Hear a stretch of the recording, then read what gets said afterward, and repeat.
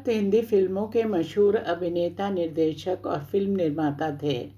उन्होंने 1950 और 1960 के दशक में कई महान फिल्में बनाईं।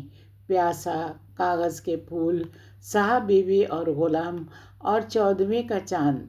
ख़ास तौर से प्यासा और कागज़ के फूल टाइम पत्रिका की 100 सर्वश्रेष्ठ फिल्मों की सूची में शामिल हैं। गुरुदत्त का असली नाम वसंत कुमार शिवशंकर पादुकोणे था। उनका जन्म 9 जुलाई 1925 को बेंगलोर में हुआ था। गुरुदत्त की दादी रोज शाम को दिया जलाकर आरती करती और 14 साल के गुरुदत्त दिए की रोशनी में दीवार पर अपनी उंगलियों की विभिन्न मुद्राओं से तरह तरह के चित्र बनाते। 1941 में 16 साल की उम्र में उन्होंने 5 साल के लिए 75 रुपये वार्षिक छात्रवृत्ति पर अल्मोड़ा जाकर नृत्य, नाटक और संगीत की शिक्षा ली। 1944 में जब दूसरे विश्व युद्ध के कारण Uday Shankar India culture centre बंद हो गया तो गुरुदत्त घर वापस आ गए। उदय शंकर की संगत में मिले कला और संगीत के गुणों ने उन्हें आगे चलकर कलात्मक फिल्मों के निर्माण में बहुत मदद दी। 9 जुलाई 1925 को जन्मे गुरुदत्त की शताब्दी पर हिंदी फिल्म जगत में उनकी देन को बहुत गहराई से आंका जा रहा है। इसमें सबसे दिलचस्प बात ये निकल कर आई है कि उनके साथ काम करने वाली उनकी पसंदीदा टीम ने गुरुदत्त को गुरुदत्त बनाने में बड़ी भूमिका निभाई। देखा जाए तो ये कोई नई या बड़ी बात नहीं है। जो भी रचनात्मक और मौलिक काम करना चाहता है, वो भी फिल्म, थिएटर या संगीत के क्षेत्र में, तो अपनी पसंद की ड्रीम टीम बन ही जाती है। गुरुदत्त का निधन 39 साल की उम्र में हो गया था। इस छोटे जीवन में उन्होंने जो मौलिक उपलब्धियां हासिल की, उसका श्रेय हमेशा उन्होंने बड़े खुले दिल से अपने साथियों को दिया। दोनों का आपसी तालमेल बेहतरीन रहा।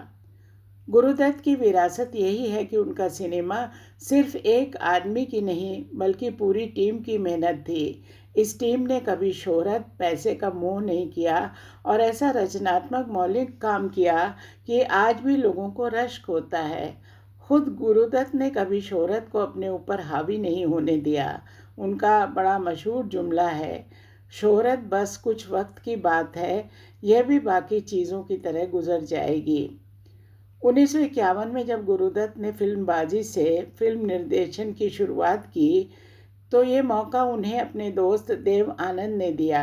देव आनंद के बड़े भाई चेतन आनंद को यह पसंद नहीं आया, मगर फिल्म बाजी ने ज़बरदस्त कामयाबी हासिल कर गुरुदत्त को ऐसी राह पर ला दिया जिस पर उनका यादगार सफ़र लगातार आगे बढ़ता चला गया। बाजी के सेट पर गुरुदत्त की मुलाकात एक बस कंडक्टर बदरुद्दीन जमालुद्दीन काजी से हुई। इन्हें बलराज साहनी लेकर आए थे, जिन्होंने मुंबई की बेस्ट बसों में इन्हें मुसाफिरों का मनोरंजन करते देखा था। काजी ने बाजी में शराबी का रोल किया, जबकि असल में वे शराब नहीं पीते थे। गुरुदत्त को उनका काम इतना पसंद आया कि उन्होंने उनका नाम अपनी पसंदीदा विस्की के नाम पर रखा, जॉनी वॉकर। अपने भरोसेमंद टीम सदस्यों को गुरुदत्त पूरी छूट देते थे। ये भरोसा कलाकार को अपना सर्वश्रेष्ठ देने पर मजबूर कर देता था। बाजी में ही गुरुदत्त को मिले कैमरामैन बी.के. मूर्ति, जिन्होंने अपने कौशल से गुरुदत्त की फिल्मों को खास गहराई दी। कागज़ के फूल के टूटे शीशों और परछाइयों से लेकर प्यासा में अंधेरे और रोशनी के अद्भुत तालमेल ने इतिहास रच दिया। उन्होंने कागज़ के फूल में पहली बार सिनेमास्कोप कैमरा प्रयोग किया। गुरुदत्त के साथ काम करने वाले लोगों ने उनके सपनों को शानदार ऊंचाई दी। उनकी ये टीम न शोहरत के पीछे भागी, न पैसों के। अपने एक इंटरव्यू में जॉनी वॉकर ने कहा, गुरुदत्त हमें कहते थे, जॉनी ये तुम्हारा सीन है, ये डायलॉग हैं, ये शॉट है, अब इसमें तुम जो अच्छा कर सको वो करो। गुरुदत्त अपनी फिल्मों को लेकर बिल्कुल स्पष्ट थे कि उन्हें क्या चाहिए। वे लाइट और शैडो का प्रयोग बहुत खूबसूरती से करते थे। गुरुदत्त की ड्रीम टीम सिर्फ उनके आसपास मंडराने वाली टोली नहीं थी, आपसी सलाह, सीख और एक दूसरे को आगे बढ़ाने का जरिया भी थी। वो कौन थी? मेरा साया जैसी हिट फिल्मों के निर्देशक राज खोसला ने अपना कैरियर 1956 में गुरुदत्त की फिल्म सीआईडी के निर्देशन से शुरू किया। गुरुदत्त ने अपने भाई आत्माराम की इच्छा को पीछे रखते हुए निर्देशन की जिम्मेदारी राज खोसला को सौंपी।